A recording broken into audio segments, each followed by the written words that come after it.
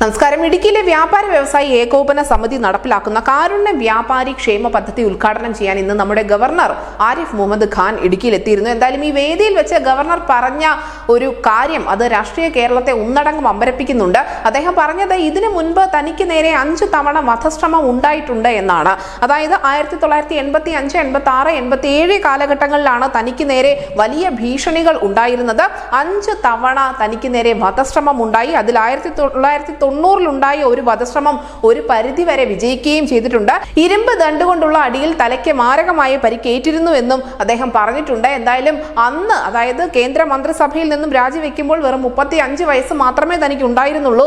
ആ 35-ാം വയസ്സിൽ തോന്നാത്ത ഭയം ഈ 72-ാം വയസ്സിൽ തനിക്ക് തോന്നില്ല എന്ന് തന്നെയാണ് ഗവർണർ പറഞ്ഞത്. വേദിയിൽ വലിയ കയ്യടിയോടുകൂടി തന്നെയാണ് ഗവർണറുടെ ഈ വാക്കുകൾ വരവേൽക്കപ്പെട്ടത്. എന്തായാലും തന്റെ പ്രായം ഇപ്പോൾ ശരാശരി ആയുർദൈർഘ്യത്തെക്കാൾ അധികമാണ് എന്നും ഇപ്പോൾ കിട്ടുന്ന അധിക സമയത്താണ് ജീവിക്കുന്നതെന്നും അതുകൊണ്ട് തന്നെ യാതൊരു ഭയവും തനിക്കില്ല എന്നും ഗവർണർ പറഞ്ഞിരുന്നു. എന്തായാലും ഗവർണർ ഇത്തരത്തിലുള്ള ഒരു വലിയ വെളിപ്പെടുത്തൽ നടത്തിയതിനു ശേഷം വേദിക്ക് പുറത്തേക്ക് ഇറങ്ങിയിരുന്നു. അതിനുശേഷം വാഹനത്തിൽ നിന്നിറങ്ങി കുട്ടികളെ ഉൾപ്പെടെ ചേർത്ത് പിടിക്കുകയും റോഡിലൂടെ ഇറങ്ങി നടക്കുകയും ചെയ്തിട്ടുണ്ട്. എന്തുകൊണ്ടാണ് ഇടുക്കി ജില്ലയിൽ ഇന്ന് ഹർത്താൽ ഉണ്ടായത് എന്നതിന്റെ കാരണം തനിക്ക് അറിയില്ല എന്നുകൂടി ഗവർണർ വ്യക്തമാക്കിയിരുന്നു. എന്തായാലും വിവിധ സ്ഥലങ്ങളിൽ ഡിവൈഎഫ്ഐയുടെയും SFIയുടെയും പ്രവർത്തകർ ഗവർണറെ കരിങ്കൊടി കാണിക്കാനും മറന്നില്ല. ന്യൂസ് ഡെസ്ക് ന്യൂസിന്റെ മലയാളം.